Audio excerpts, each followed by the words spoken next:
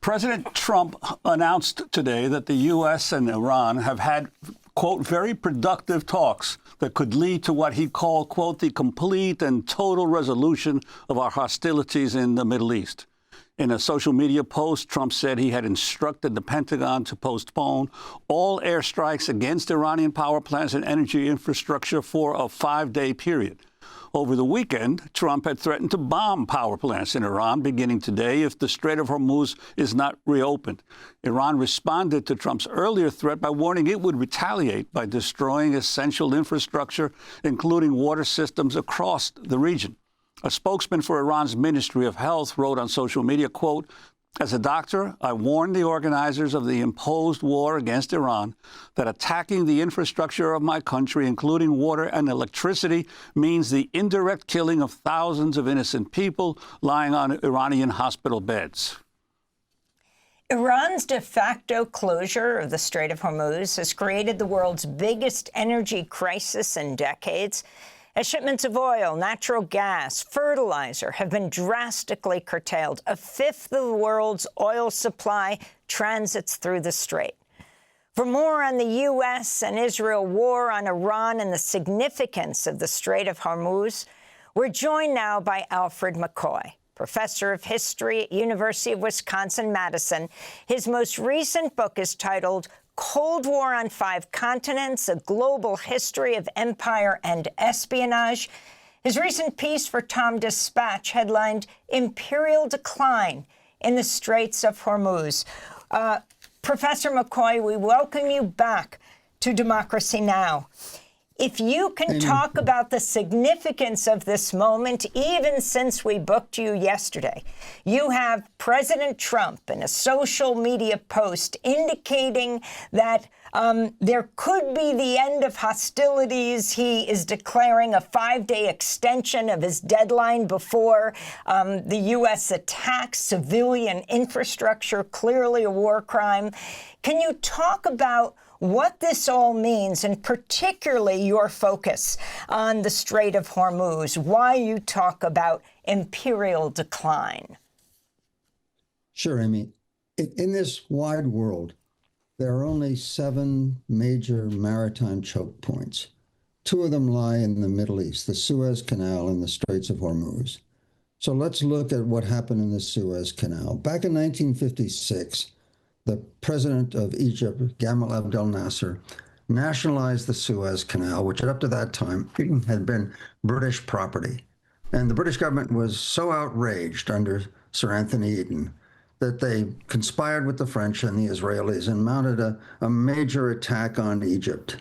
And in the first week of war, an armada of 6 French and British aircraft carriers seemed to be achieving almost total victory.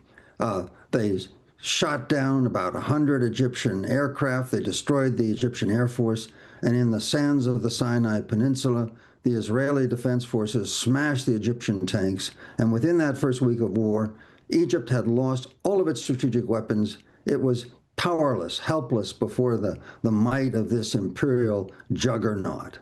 And then Nasser did, practicing the geopolitics that the British had seemingly forgotten, he just got together a couple of dozen rusting freighters, filled them with rocks, sank them at the north end of the Suez Canal, and by the time the British and French commandos came storming ashore at Suez, victory had been snatched from their grasp. And within a couple of months, Britain's pound sterling was the subject of the first IMF bailout. Britain's aura of imperial might, its majesty, had evaporated. Britain had been sanctioned by the UN, and the British Empire was on the road to rapid dissolution. Okay, now let's turn to the Straits of Hormuz. Again, during the first week of war, Washington was very proud of the terrible swift sword of American air power. We killed Ayatollah Khomeini. We wiped out most of the Iranian command. We seemed to have smashed their air defenses. Indeed, we did. We could operate unchecked across the whole of Iran. Iran seemed helpless beneath the might of our imperial juggernaut. And so Iran did a very simple thing. They used their very cheap, $20,000 a copy Shahed drones, and they started striking at infrastructure on the south shore of the Persian Gulf. They struck 5 freighters in the Persian Gulf, and they shut down the Straits of Hormuz. And when you think about it, there is no other place on the planet that is so absolutely central, so absolutely critical for the functioning of the entire global economy. I mean, the Persian Gulf has 50% of the world's oil reserves, worth about $86 trillion. The busiest airport in the world is in Dubai. The Persian Gulf supplies 20% of the world's natural gas. And very importantly, about half of the ingredients for fertilizer transit through the Straits of Hormuz.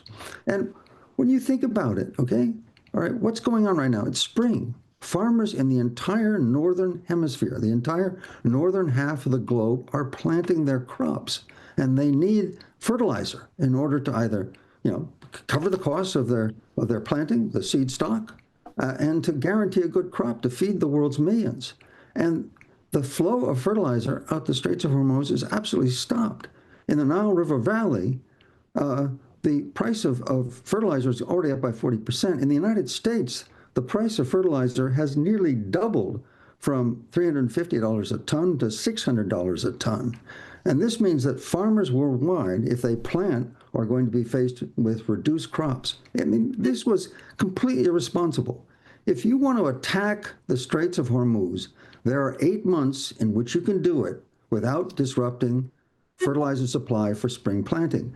The Trump administration, in its genius, found exactly the right month to attack Iran and effectively shut down the Straits of Hormuz and completely disrupt global agriculture. It's beyond belief ill-advised, shall we say. Professor McCoy, these are not serious people. Professor McCoy, I wanted to ask you, the analogy you used of the Suez crisis of 1956, the United States played a particular role, not necessarily supportive of Britain and Israel at that time, the Eisenhower administration. Could you talk about that, especially in the context of other great nations right now, such as China and Russia and others also playing a very distinct role in terms of this crisis? Sure. Dwight Eisenhower, having been the commander of Allied forces in Europe during World War II, understood geopolitics. And right from the beginning, he actually phoned the Prime Minister of Britain and said to him, "Anthony, are you mad?" And he didn't mean angry. He meant crazy. All right. And Eisenhower said, if we support the British, the whole world from Dakar to the Philippine Islands will turn against us. He recognized that this was geopolitical insanity, that it was arousing Asian and African nationalism, that Britain's global leadership would evaporate as a result of this. Eisenhower knew it instinctively, intuitively, because he understood the geopolitics. And this is a geopolitics which Washington seems to be forgetting, okay? There is how could I put it? The epicenter of global geopolitical power is Eurasia. And in the dynamics, the geopolitical dynamics of Eurasia, there's something called the Rimland, or the zone of conflict, that stretches from Poland through the Middle East, Southeast Asia, all the way to the Korean Peninsula. And as the United States pulls back from its geopolitical position in Eurasia, weakening the NATO alliance at the western axial end of Eurasia, and weakening its bilateral alliances from Japan to Australia down the eastern axis of Eurasia, and under the Trump administration, pulling back geopolitically into the Western Hemisphere, our position is weakening across the whole of the Eurasian landmass. And you mentioned China. China is taking note. One of the key features that has emerged in this war is we're discovering that the United States has a very limited stock of interceptor missiles. The chairman of the Joint Chiefs has refused to talk about numbers, okay? By my count, and we had something like 4,000 interceptor missiles. Iran had something like 80,000 Shahed drones. It takes one interceptor missile to shoot down one drone. So if the war drags on, we're going to exhaust our stocks. And, Shahed drones, they cost $20,000. Iran can produce them at about the rate of $10,000 a month. Our high-tech missiles that cost between $3 and $12 million each are very sophisticated technologically and are not subject to mass production. We can produce them in the dozens every year. So China is watching, and they're seeing us exhaust our supply of interceptor missiles. And this means for the next 18 months before the United States, through procurements, can increase its supply of interceptor missiles, this is a time on that arc of the rimland across Eurasia, okay, and that other sensitive area, the Straits of Malacca leading to the South China Sea and the Taiwan Straits, that this is the prime opportunity for China to strike at Taiwan, because the United States cannot send its carrier fleets, because in the exchange of missiles, our interceptors, and China has something called a carrier killer missile. In that exchange of missiles, we will exhaust our supply of interceptors before they exhaust their supply of about 2,000 of the carrier killer missiles. And so we can't intercede to block China from taking Taiwan at this moment. In short, you add up all these trends, and what you realize is that we're in a situation akin to Britain, okay? Our aura of power has been diminished. It's evaporated. We've shown our limits. The United States, the world's greatest power, up against a weakened, medium-sized country like Iran, cannot prevail. Iran wanted negotiations, and guess what? We are now negotiating basically on Iran's terms, okay? And this is a signal to the world that the era of U.S. hegemony is fading. Not as fast, maybe, as happened to Britain back in 1956, but fast enough. And Professor, in terms of these talks, do you envision any settlement? Of course, there are sources, Iranian sources, that are denying that these talks are even occurring. But I wanted to ask you, do you envision any settlement of this war that will not require, as Iran has insisted, the removal of all military bases from the Gulf states and from that area of the Middle East? No, I think that's how to put it. At the start of negotiations, everybody states their maximalist position and accepts something less. I think what Iran really wants is a cessation of hostilities and some kind of agreement about the suspension of hostilities for a fixed period of time, several years or perhaps a permanent cessation of hostilities, in order to maintain an open Straits of Hormuz. That's basically what Iran has got as its negotiating card, is it can close the Straits of Hormuz, which it's done, and it can keep them closed and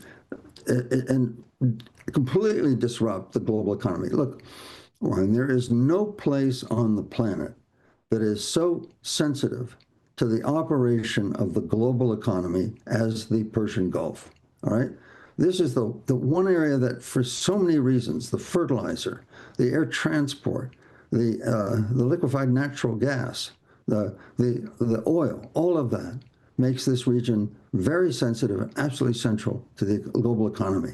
And so if Iran can shut down the Straits of Hormuz and keep them shut, which they have demonstrated their ability to do so, they can then hold the Washington to ransom until Washington settles it on at least minimal terms to satisfy Iran. In other words, as in the Suez Canal in 1956, Nasser, from a seemingly helpless position, closed the canal and won the war. Iran is bidding fair to do the same. And again, in another parallel, just as British global power evaporated after the Suez crisis, we're looking to a substantial diminution of U.S. global leadership, of U.S. global hegemony in the aftermath of this crisis. And there's likely to be trouble in the Straits of Taiwan, over Taiwan, in the aftermath of this. Professor McCoy, does it surprise you that BBC is reporting an Iranian news agency quotes an unnamed source saying there have been no talks between Tehran and Trump? Again, following this announcement this morning of President Trump saying he's extending his threat to strike Iranian power and energy infrastructure, claiming on Truth Social that Iran and the U.S. have had, quote, very good and productive conversations regarding a total resolution of our hostilities in the Middle East. Iran is, I think, at this point in a better position. Look, We have struck most of the accessible facilities in Iran with our airstrikes. We've done what we can do. But on the south side of the Persian Gulf, there are these massive desalination plants, massive liquefied natural gas plants and oil fields that are sprawling infrastructure, all of which, every pipe, every tank, every tube is loaded with some of the most volatile compounds on the planet. And even a misfired Shahed drone can barely miss. And so this entire infrastructure is lying there unhardened, completely exposed to these strikes by $20,000 drones that result in eruptions of fire and flames and do long-term damage to the infrastructure. So we've exhausted our threat, and Iran has limitless threats available to them going forward. So in a strategic analysis, Iran right now is in the dominant position. Look, they're doing what all powers do in an asymmetric war, okay? All Iran has to do is absorb the beating and then just wait us out, and they will win. And that's what they've done, and that's what they'll continue to do. And from a strategic perspective, we've shot our bolt. We've smashed their infrastructure. But on our side, the south side of the Persian Gulf, there is a world of infrastructure waiting to be destroyed. And Iran has the means to do that. That means that strategically, just like Nasser in 1956 at the Suez Canal, Iran is has the whip hand. They're in control of the situation now, seemingly powerless, seemingly vulnerable to our strikes on the surface, but strategically and geostrategically, they hold the winning cards. Professor, I wanted to ask you about the spread of this conflict to other countries in the region, specifically the efforts of the Trump administration, the fiasco of attempting to get the Kurds in Iraq and Syria to join in and to attack Iran. Your thoughts on that, on the refusal of many of the different Kurdish groups to get involved, and also how the impact of this war on the large Shia population of Iraq as the mobilization forces in Iraq have also begun to attack U.S.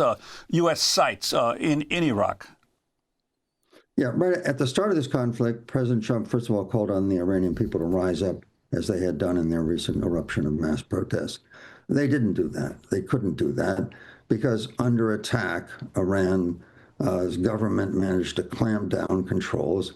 And also, when you're being attacked from the outside, peoples tend to pull together under air attack. Moreover, the Iranian besieged militia, the regular army, and the Revolutionary Guards represent a force of about 1.5 million armed and trained military and paramilitary. So it's an enormous coercive force. So there could be no uprising. The second card that President Trump tried to play was the Kurdish card. Iran is about 40% minority, and there are three major minorities that have been used geopolitically in the past, okay? The Baluch in the southeast are too far from Tehran to make a difference. The Azeris in the north are close to Azerbaijan, which is sort of neutral in this, so they're not going to move. That means that the only card that America had to play in order to get boots on the ground were the Kurds. And for 50 years, the United States has betrayed the Kurds. Back in 1975, Henry Kissinger, having used the Kurds, the Iraqi Kurds, betrayed them, testified in front of Congress when he ordered the CIA to cut off their aid to the Kurds. He told Congress that covert action should not be confused with missionary work. And Donald Trump, my good heavens, in an absolutely abysmal decision in January of this year, betrayed the Syrian Kurds after a 10-year alliance between the United States and the Syrian Kurds. He just dumped them to curry favor with the government of Iraq, and the Syrian Kurds have lost 80% of their territory. And so when Trump called the leaders of Iraq's Kurdistan and asked them to support, to start mobilizing, to have the Iranian Kurds who have bases inside Iraqi Kurdistan to mobilize, they said no. And so basically, you know, we can't play the Kurdish card. We betrayed them one too many times as recently as January by the Trump administration. And so basically, the only way the United States can influence events on the ground and shift that strategic imbalance that I talked about earlier is to send in U.S. ground forces. And with 1.5 million armed and trained troops, paramilitary and military, that is something I don't think the United States is going to do, because the casualties would be substantial. Thanks for watching Democracy Now! On YouTube. Subscribe to the channel and turn on notifications to make sure you never miss a video. And for more of our audience-supported journalism, go to democracynow.org, where you can download our news app, sign up for our newsletter, subscribe to the daily podcast, and so much more.